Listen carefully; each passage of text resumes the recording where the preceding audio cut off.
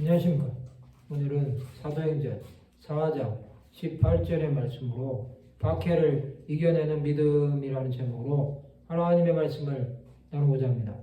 본 말씀은 그들을 불러 경고하여 도무지 예수의 이름으로 말하지도 말고 가르치지도 말라 하니, 초대교회 사도들은 복음을 전하면서 수많은 박해를 이겨냈습니다.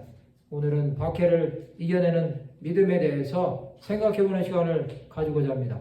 베드로와 요한은 사도행전 3장에서 나오면서부터 못 걷게 된 일을 나사렛 예수의 이름으로 걷게 함으로 공회에 끌려가서 신문을 받게 됩니다.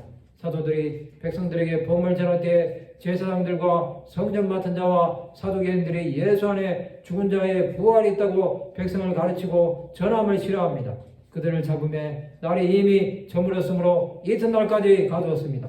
그러나 말씀을 들은 사람 중에 믿는 자가 많으니 남자의 수가 약 5천이나 되었습니다. 이것은 표적으로 수많은 자들이 예수의 이름을 믿고 구원함을 받은 것입니다. 그러나 종교 지도자들은 예수의 이름으로 복음을 전하지 못하게 합니다. 그들은 사도들을 가운데 세우고 묻되 너희가 무슨 권세와 누구의 이름으로 이 일을 행하였느냐고 질문합니다. 그때 베드로는 사도행전 4장 10절에서 12절에 보면 너희와 모든 이스라엘 백성들을 알라, 너희가 십자가에 못 박고 하나님이 죽은 자 가운데서 살리신 나사렛 예수 그리스도의 이름으로 이 사람이 건강하게 되어 너희 앞에 섰느니라. 이 예수는 너희 건축자들의 버린 돌로서 집 모퉁이의 머릿돌이 되었느니라. 다른 이로서는 구원을 받을 수 없나니 천하 사람 중에 구원을 받을 만한 다른 이름을 우리에게 주신 일이 없음이라 하였더라. 그들은 담대하게 복음을 전합니다.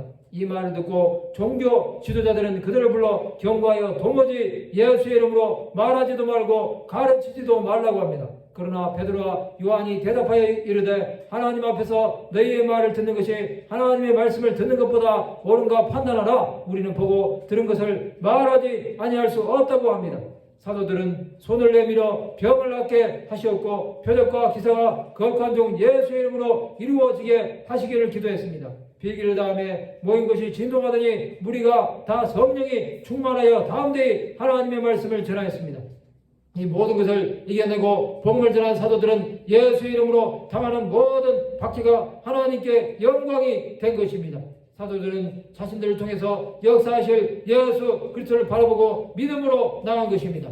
현대를 살아가는 우리는 하나님 나라를 위해 살아야 합니다. 우리는 복음 전파를 위해서 살아가는 자들이 되어야 합니다. 이런 삶은 박해를 각오하는 믿음을 가져야 합니다. 이러한 삶을 살아갈 때 하나님은 함께 하십니다. 성도 여러분, 우리는 사도들처럼 이 땅에서 복음을 전하면서 박해를 당하지는 않습니다.